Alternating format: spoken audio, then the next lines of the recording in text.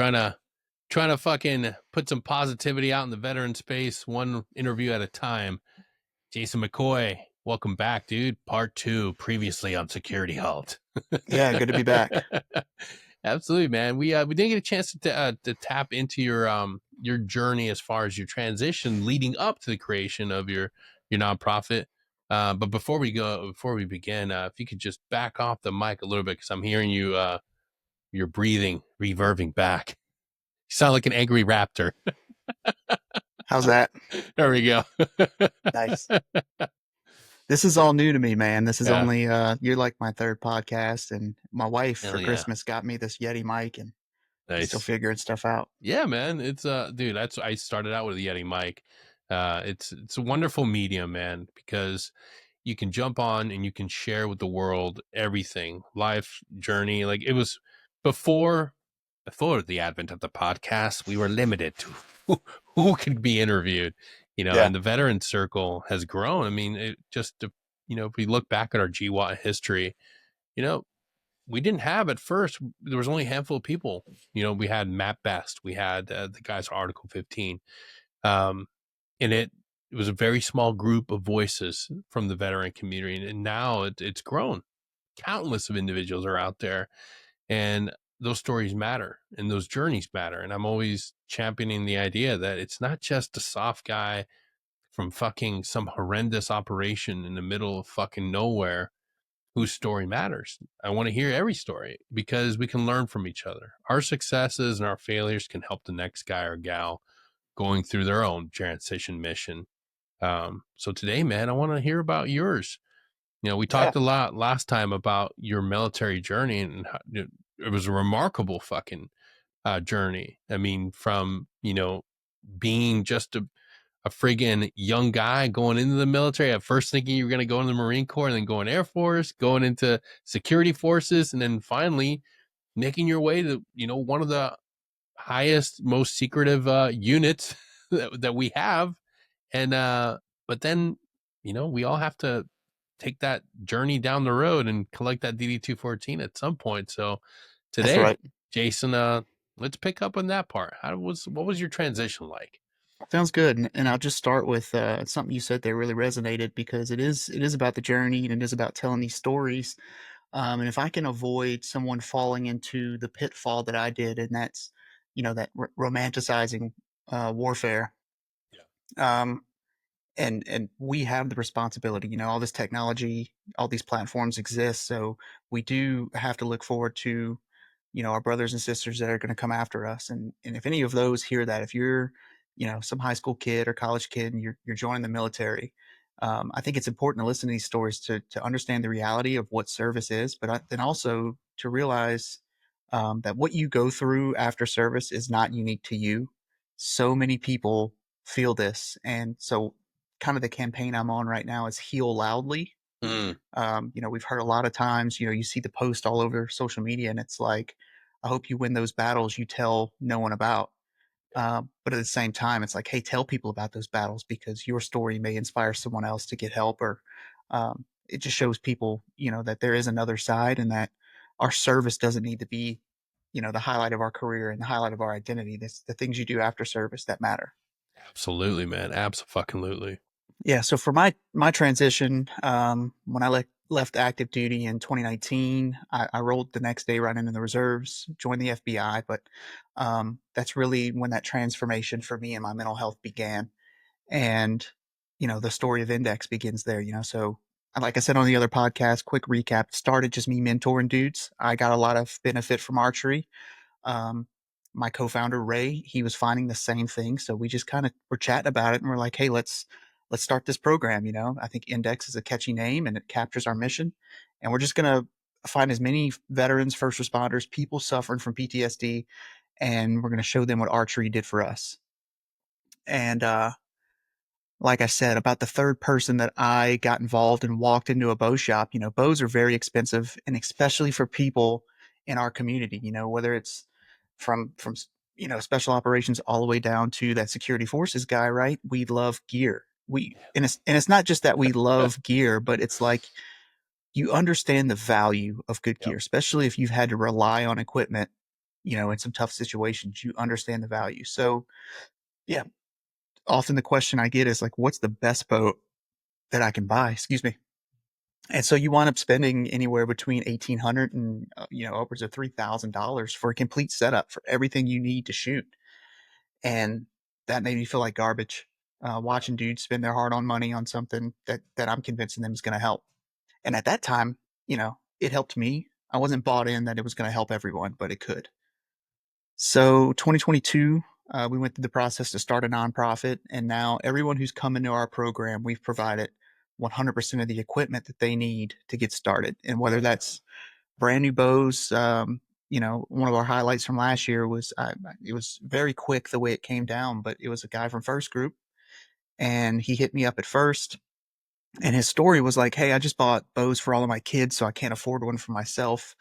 Um, but just kind of talking to him, I knew he was an E7 in group. I was like, this guy's got money. But the more I learned about his story, the more I wanted to help him because it wasn't about a dude trying to get something for free. He was like a perfect candidate for our program. So I found an ambassador really quick, and I raised enough money to buy that dude everything brand new from a bow shop. And the bow shop even kind of worked with us and helped us out there. Um, but that's one highlight of what we do. But since the beginning, it's been evolving from, I call it, we're not another give a bro a bow nonprofit. There's plenty of those out there, and I love them for it, right? Because Yeah. there's not enough to go around. But when we really dive into the therapeutic aspects of archery, there's so much that can go there. And I'll say with the bow itself, right? If you give a guy a bow, you convince him to start shooting, and all he's doing is maybe he shoots 3 days a week in his backyard for an hour. That's an hour long therapy session, because it's like a meditative experience. There's this mind body connection that has to occur when you're behind a bow to shoot accurately, and it's allowing your subconscious to take a break and start unpacking some of that trauma and putting it in the right boxes, because that's what's happening, right? When we experience trauma, there's a blockage there at the front of our brain, and we're just not processing that experience. And so I call it trauma goggles. When you're walking around and you may be wearing a mask that says, "Hey, I'm fine, I'm here, I'm present," but really you're seeing through those trauma goggles, and that experience, that trauma is really what's at the forefront of your mind. So it's like working out, right? You do bench press, and you can't just bench press forever. Your body's going to give out. So you set the bar down, you give your muscles a break, and then you can get some more reps in. Same thing with trauma and the way that our brain processes trauma. So we find a moment, right? When you're at full draw, you're dialed in on the target, and you're ready to release that arrow. There's a moment of clarity there that happens. You're not happy, but you're not sad. You're just kind of at peace, and you're living in that moment. So that's really what we try to capture, and that's where a lot of our discussions happen behind the bow. And then that evolution has now taken us to, okay, well, what else can we pack in?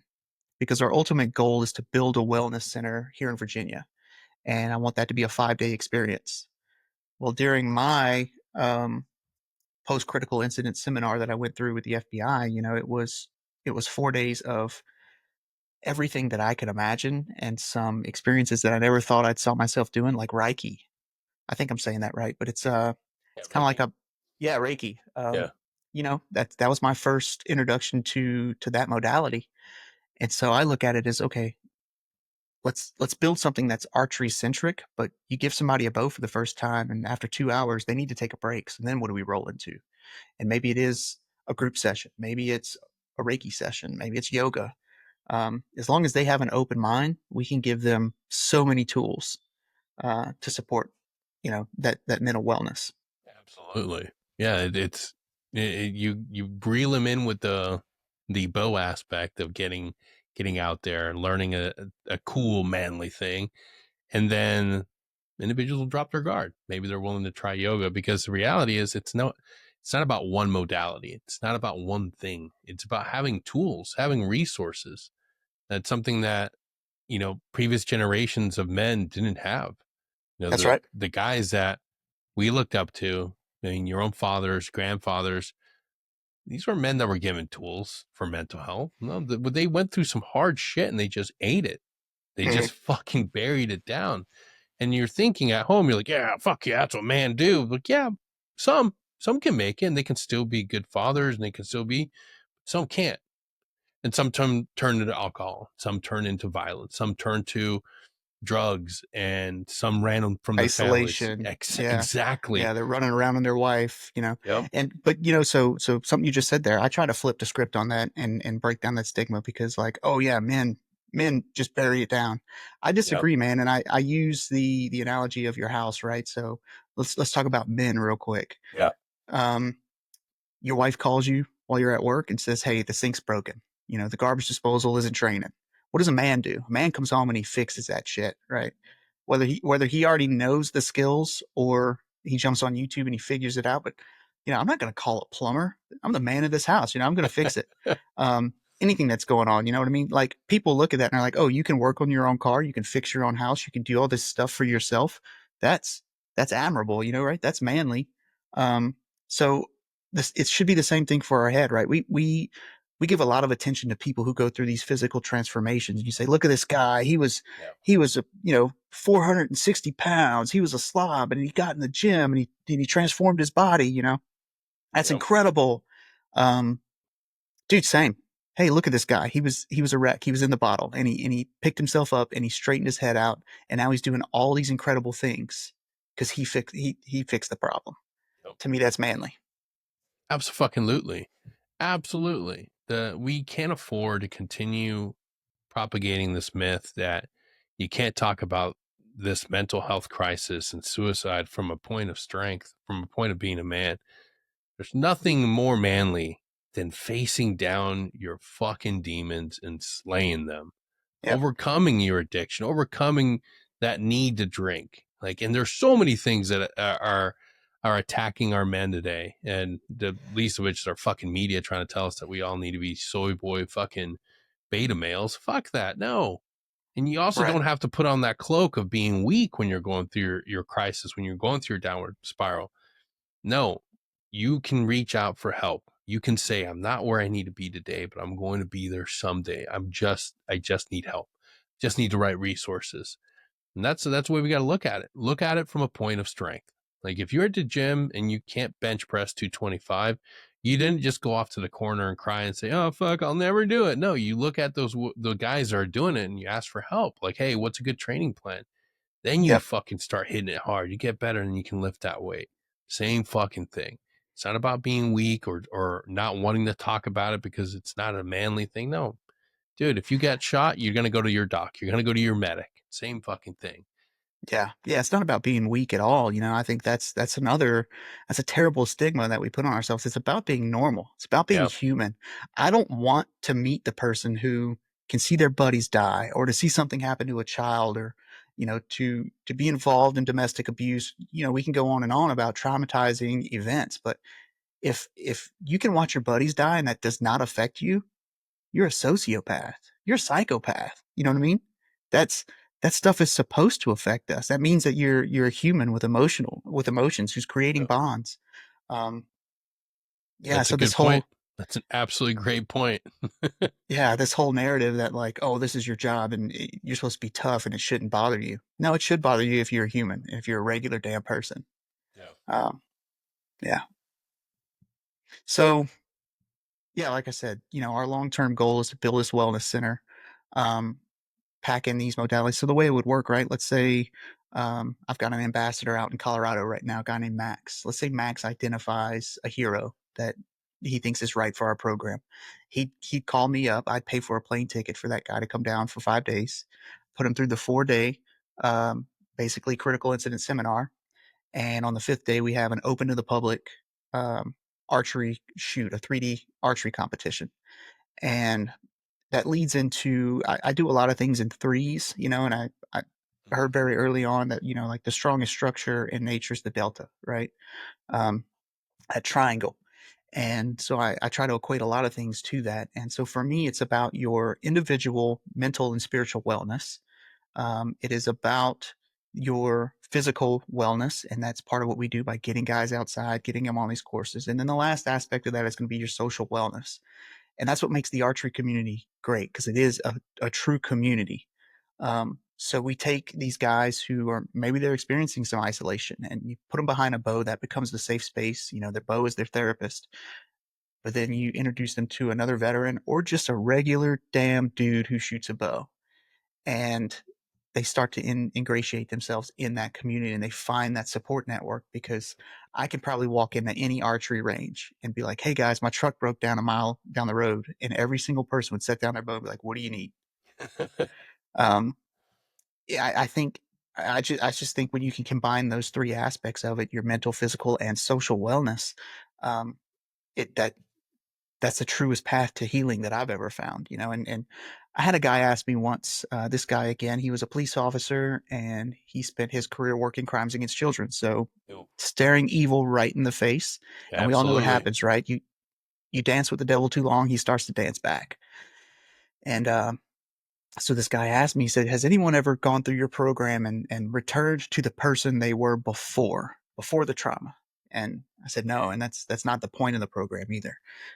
The point is taking that post-traumatic stress and turning that into post-traumatic growth, and letting that build you into the best version of yourself. You can never go back. You can never unsee or unexperience those things. Yep. Um, but we can teach you how to turn that experience into iron. And we all know iron sharpens iron, right? Yeah. That's the thing that I hear a lot.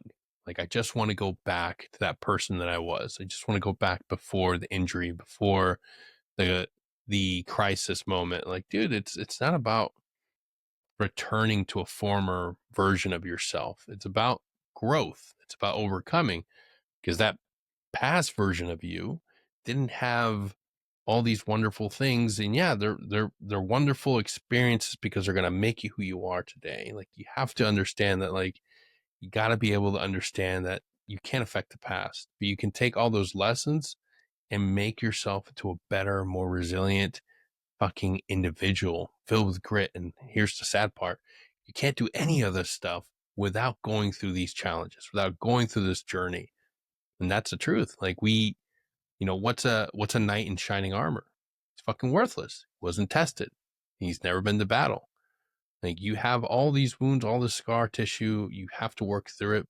But then you're going to be able to look at yourself and say, fuck, man, like, went through this journey, went through this horrible things, and like the beautiful history of my life and everything that I endured, all the good and bad, made me who I am today. And I had to work through all that stuff to get to where I'm at today, but I'm better for it. It's not about wanting to go back. It's having to just build yourself back up. That's a reality. Yeah, that's exactly it. You know, and there's a great speech out there on the socials. I can't tell you who the guy is who gives it, but it goes back to faith as well. Mm. And you Dude, know, let's talk about that, because it doesn't get enough talking. We don't. I didn't want to go into it at first because I knew that there was a stigma talking about faith. I yeah, knew that there was a stigma talking about going to church. I'm a proud Catholic. Um, I I I know intimately, because I saw it. The men in my profession, in my previous profession, um, that fared a lot better, did a lot. They had the same experiences, and I would mhm, even argue that some had even worse, but they didn't go through the downward spiral because they had rock solid faith. They had rock solid family. They were men who understood their pillars. Like, and we have to be able to talk about faith. We can talk about fucking people trying to pretend they're a different gender. We can talk about faith. right. No, I'm here for it, and I'm very unapologetic about my Catholic faith, my Christian faith. But you know, so I use a lot of analogy when I speak, right? And for me, you know, life is all about the rearview mirror. Mm-hmm. And like I told you in episode one of this, everything happens for a reason. And I firmly believe that when I look back in the rearview mirror of my life and I see how things played out and where I am today, it couldn't have happened any other way. I couldn't have planned it. I couldn't have designed this life, but this passion and this vision that I have for Index and the people that we're going to help, um, you know, that's the vision. Yeah. But if God came to me and said, "Hey, you're going to build this wellness center and you're going to have this plan, you're going to help all these people out," I'd be like, "Hey, I'm here for it." And he's like, "But first, you're gonna watch 6 of your friends die." I'd be like, "Heck no, man! I don't want to go through that." Um, so he doesn't give us the journey, right? He shows us the destination. The journey prepares us for that, and I think you can draw that parallel to just about anything in life. And if you look back and you say, "Man, what am I doing today? Where am I at?" You can see the steps that you had to take and the way that that path was laid for you. It's pretty incredible. Yeah. It's absolutely true. You have to trust in his plan. It's not easy. It's not going to come with its own challenges. But I will tell you, like, anxiety lives in the future, depression lives in the past, and we get so wrapped up in this idea that we have to control everything. But reality is, you just have to surrender. Absolutely have to surrender Absolutely. and This understand that his vision, his way for his path for you is better. Even when it means closing doors get closed, even when opportunities go away, understanding that, like, okay, it wasn't meant for me right now, maybe in the future, but right now it's a no. it's incredible, and it's just the way these conversations come to be because I didn't know we were going to talk about this, but even this week, so the last Sunday of every month, I do a team meeting and a board meeting with all the members of ENDEX. So we do get on Microsoft Teams and do that. So I close out that meeting and I'm talking about our budget. I'm talking about the stuff that we have planned, the events we want to go to. I'm talking about bills, and I'm stressed. I've got a lot of anxiety because at this point, we're still a small nonprofit. We've got big plans, but we're not bringing in a lot of money. And I'm like, how am I going to pay just the bills for the next 3 months to get us where we need to be? And I'm worried about it. And I had to stop myself. And I said, ENDEX was never supposed to be something that I'm stressed about. Like I'm doing this for passion, love, and fun. It's not for me to stress about. Like I have a day job, um, and it's way less stressful than what I did before. But still, I want to perform, and then continue receiving a paycheck so I can live. But I'm sitting in bed. It's like 11:30 at night. And I'm still worried about bills, and I said, no, stop. It's not for me. Got to give it to God, and I said a prayer and I rolled over with a smile on my face. And I'm like, he's going to take care of me. ENDEX is his thing. He's going to take care of it. Right. I wake up the next morning and I've got, PayPal giving fund. So one of our fundraisers we had out there, deposited $650 into our account, which allowed me to pay a bill. So I'm like, praise the Lord. He answered that prayer. And then, but the other thing about it is, we try to do things our way sometimes. Even when we're following God's plan, we're trying to steer the boat. And I guess as a way of him saying, hey, like, all right, you give it to me. It's not working your way. Look what I can do. So I get a phone call from, at this point in time, I still have to keep the actual foundation kind of quiet just as we Mhm. work through some stuff. But I get a phone call from a board member of a foundation who says, hey, I've been spending the last couple of years supporting a different foundation. They're at a point where they don't need my help anymore. They're really good at fundraising now. So I'd like to, um, throw some money your way and he had me write up a proposal so he could take it to the rest of his board members. But it's just like the number we're talking about. I think in the terms right now of like, how can I get a couple $100 in? How can I get $1,000 in? And this guy's like, how about a couple of thousands of dollars in to get you started? And it's just like, where did this come from? Um, yeah, well, it definitely wasn't me. It's nothing that I did, and it's definitely the Lord's hand, moving and teaching me something. So, Yeah. if anyone out there, if they doubt, if they don't have faith, if they're not introduced to the Lord or Christ our Savior, man, just give it a try. Yeah. Mind, If body, and spirit, man. You have to cultivate all three. And I will tell you, you can still stay in a fight when one's compromised. Uh, break a leg, break an arm, have a back injury, you push through. But when something happens and it takes away two of those, and it's always the spirit realm that's the pillar of spirit that's always underdeveloped for a lot of us. You lose two things, cognitively something happens, your body's not working, downward spiral, man. You're gonna crash. You're gonna fucking have that downfall. And when you start building yourself back up, you're gonna get to the point where you're walking, you're going through rehab, you're feeling better. Maybe you're able to, you're not as stressed out. Now your mind's working a little better. And you're gonna be about 65 to 70%. What's that last bit? And that's that faith, the spirit pillar. Build it back. Be willing to have a relationship. Look, right now, you just start off being the counterculture. Just think of yourself as a punk rocker. Go against the grain. Everything you hear today in the media, will tell you that God doesn't exist, that faith isn't important, to put value in everything material and everything else. Be a punk rock, go against the grain right now and lean into faith. Now more than ever, it's so accessible. Download an app, listen to the Bible in a year. Like, dude, I listen to I do my rosary with Mark Wahlberg through the Hallow app. Like, dude, you can Yep. download any one of these apps and just learn about the Bible. Or maybe it's not Christianity, maybe it's something else. But I'm telling you, try it. If you've never grown up in it, if you walked away from it from your entire life, just give it a chance. Make it your way. Maybe you didn't like the way the religion was practiced in your home. Well, now it's your shot. You can develop and you can sit down and read what you want to read about the book. But I'm telling you, I wouldn't devote so much time into this. And I wouldn't be speaking about it so openly and passionately if it hadn't made a significant impact in my life. Yep. And I'm not the only one. And we are not set up as a ministry, and I did that on purpose because I absolutely, I was raised Catholic. I was baptized as a child, and I've been very spiritual since I was a child. But not everybody was raised like that. Not everybody has what I have, Yep. and I absolutely understand moral injury as well. I Yep. think it's very rational for someone to experience something, even if they had faith, and lose that faith. Yep. Um, so I don't want that to be a barrier for entry in our program. Um, I will prophesize because here's my take on it. Right, if I see you standing in the street and I know a bus is about to hit you, and you're not paying attention, I could yell at you like, "Hey, man, hey, Yeah. the bus is coming." But if you don't hear me, how far do I let that bus go before I just dive and tackle you out of the way, right? And that's the way I look at salvation, right? If I know that this life is going to end and there's something better on the other side, I'm going to tell you about it. Yeah.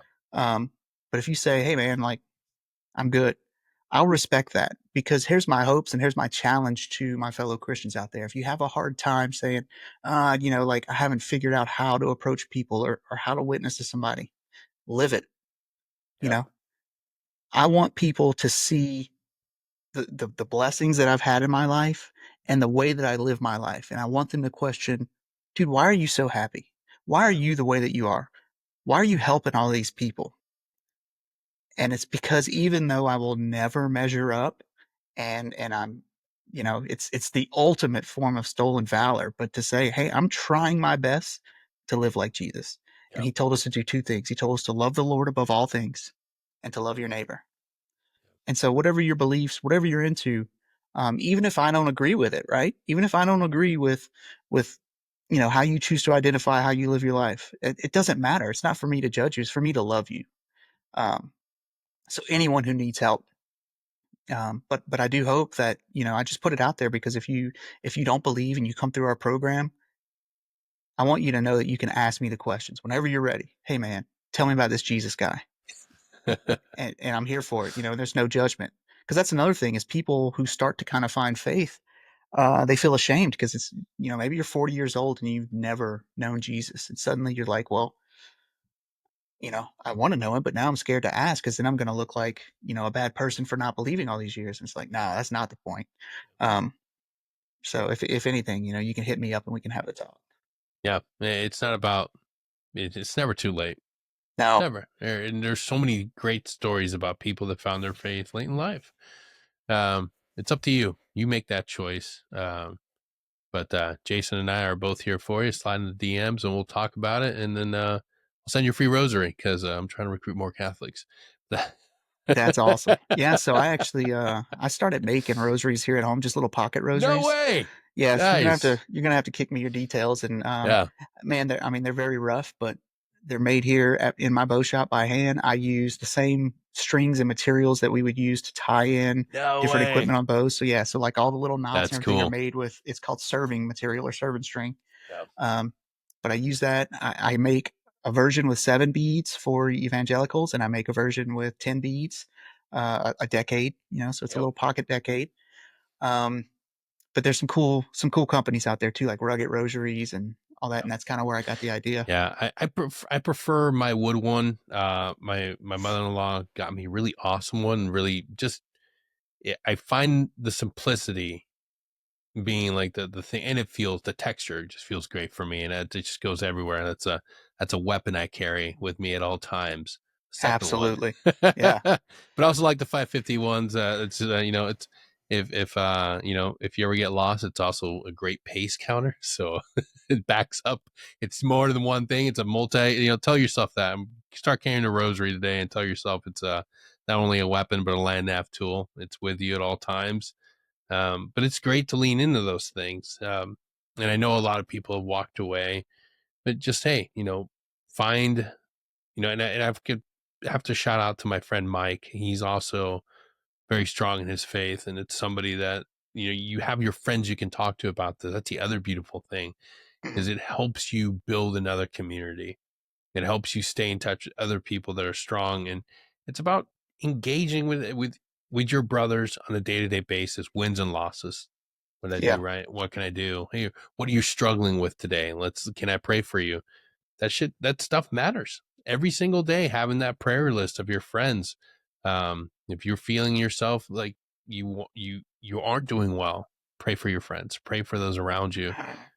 Like spiritual that's spiritual warfare is very real, and it's even like it even baffles me, some Christians, right? Because Christians will believe in the Bible, they'll believe in the creation and this all-powerful God, but they won't believe necessarily in the influence that the enemy has over us yeah, day to day. And like, you can look around the world and wonder, why is the world so screwed up? Whether it's people with identity crisis, or the staggering amount of child exploitation that happens all around the world, just all these very evil things. You're like, what is this place? Because here's the thing: is everything in the world right now, everything we rely on, we made up. yeah, Humans made it up. Whether it's money, technology, processes, bureaucracy, we made it up, and it all sucks. yeah, There's a better option out there. So why haven't we achieved that better option? I boil everything that's going on in the world. I boil it all down to the battle between good and evil. And the Bible tells us how that's going to end. We know that good is going to overcome evil in the end. But right now, again, the journey has to prepare us for the destination. So if you look at the world through that lens, it starts to make a lot of sense. Why is there so much corruption in government? Yeah, because there's evil present in this world right now.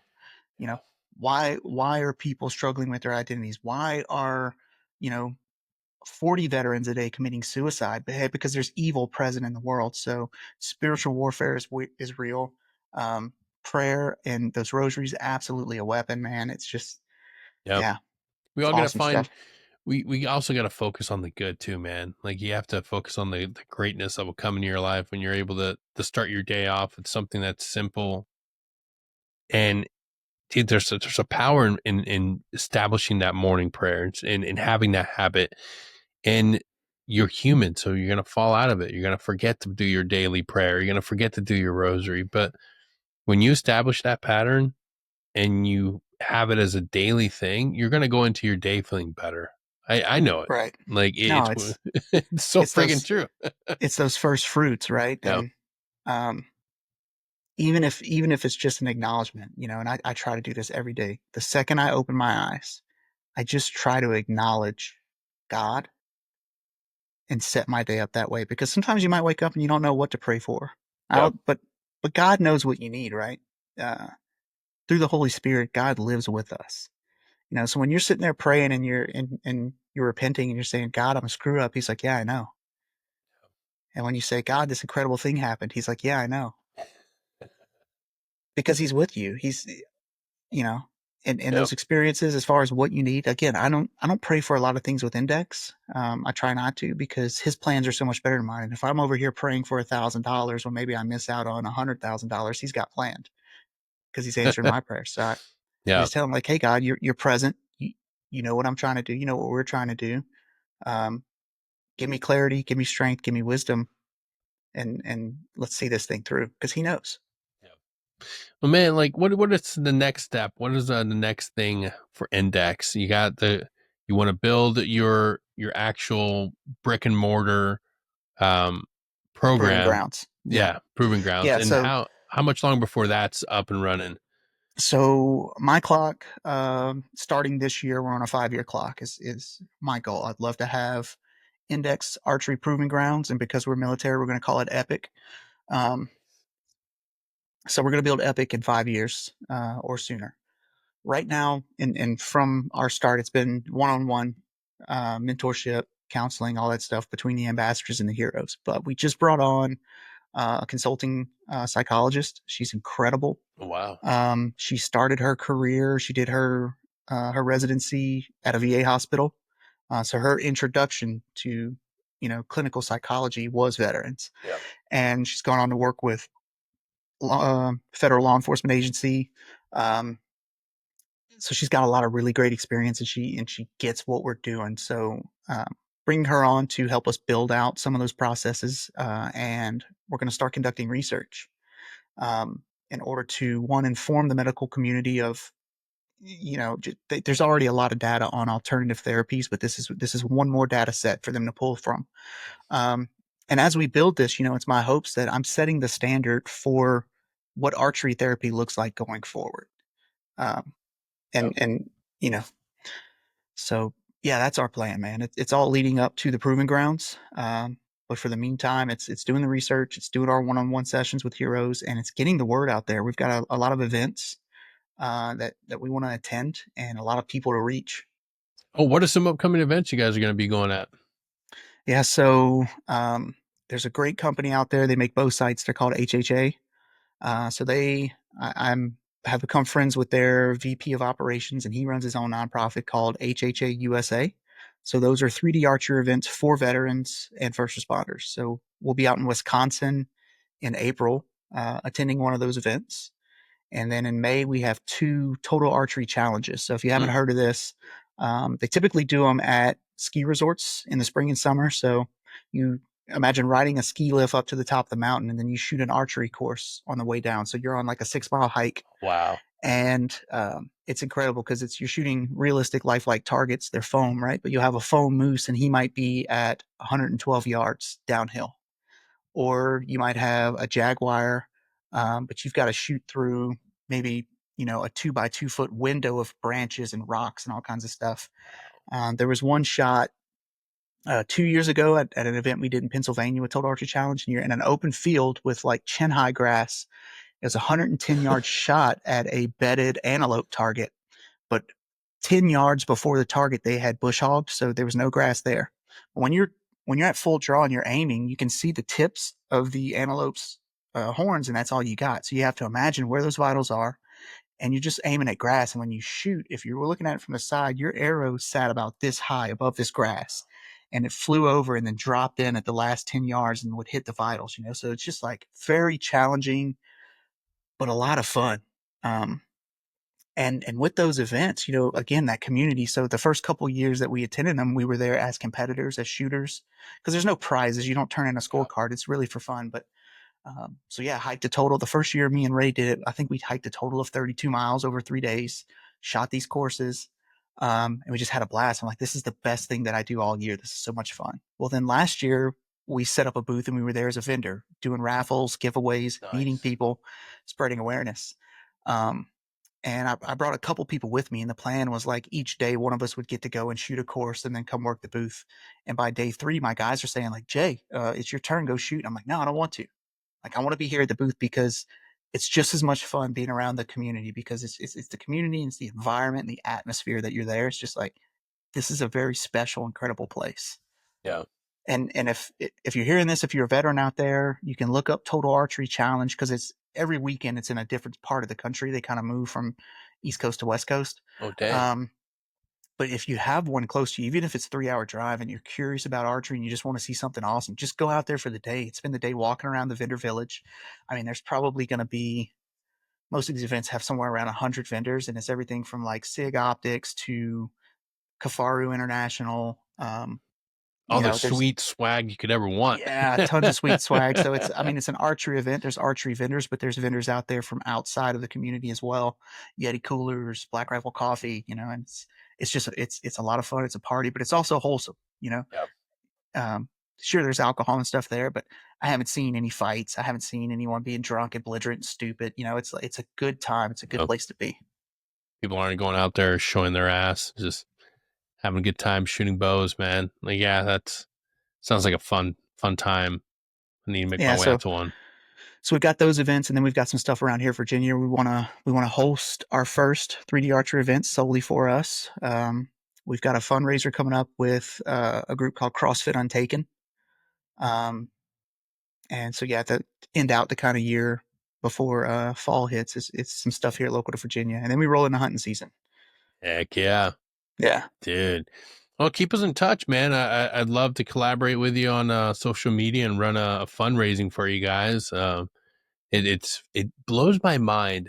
I did one for the Reason Outdoors, and mm-hmm. I just did not foresee like the amount of support we would get just by doing a fundraiser during our meme hauls, just freaking tagging a fundraiser, and Yeah, man. it's People amazing. people with reach, and I'll say this selfishly for my nonprofit because I've slowly gotten better, man. When I started, I hated asking people for money. I just feel like a sleazeball. And one of my buddies sat me down. He's like, "No, dude, you're not asking for money for you. You're Yep. asking for money for these heroes, and they need you busting your ass to get that money so you can help them. So get out there and do it. Like get over whatever you got Yep. going on. Ask." So what I tell people though is whether you want to support Index or any nonprofit, because there's tons of dudes out there doing good stuff. If you have platform, if you have reach, you may think, "Hey, I'm just Security Halt podcast. I can't do much, right? Who's going to listen to me?" Do it anyway. Because Yeah. if you think you can't make an impact, it only takes one person to see that fundraiser, see a post, see a story, and be like, "Oh, well, I have means and I can help." And you can Absolutely. change a nonprofit. You can change somebody's life with the click of a button. Yep. It's very easy. So I appreciate you doing that for the reason. I think they have a great mission, and like I mentioned before, they're a partner of ours. Um, Anything you want to do for Index, yeah, dude, I'm all about it. Hell yeah, man. We'll make it happen. I am passionate about helping organizations that are taking care of our veterans. So if you're listening, you got a nonprofit, come on the show, slide into our DMs or hit us up on sechoppodcast@gmail.com. I will get back to you. And I can't tell you, Jason, how much I appreciate you coming back and being vulnerable enough to share your story. It truly helps everybody else out that's going through their own journey or just thinking about getting out and want to help and join a nonprofit. I think more veterans need to get out there and understand that they have a powerful voice and they have a powerful set of skills that can be of service within the nonprofit world. So if you're a veteran and you're thinking of transitioning and getting out and you're coming up on that ETS, think about joining a nonprofit. Tons of them are on the Skill Bridge program, and if you don't know where to start, hit me up. Find me on LinkedIn. I will help you point you to some cool ones like Index, and you can go shoot some freaking archery with some cool dudes. Jason, thank you so much for being here again, brother. One more time, where can people find you on your socials? Yeah, so socials is Index Archery. That's ENDEX Archery, or you can look us up on the website indexarchery.org. Awesome. There you have it, folks. Go ahead and dive on into the episode description. You'll find all the links there. And thank you all for tuning in. And but one more thing before I let you go, head on over to podcast or Apple Podcasts and Spotify. Give us a 5-star review. Let's see, I'm doing this at the very end because I'm gracious, I'm kind. I'm hoping that you made it all the way here to the end. Give us a review on Apple. Give us a review on Spotify. We greatly appreciate it. It helps us grow and allows me to continue doing this for you because I care about you. Thank you all for tuning in. We'll see y'all next time. Till then, take care.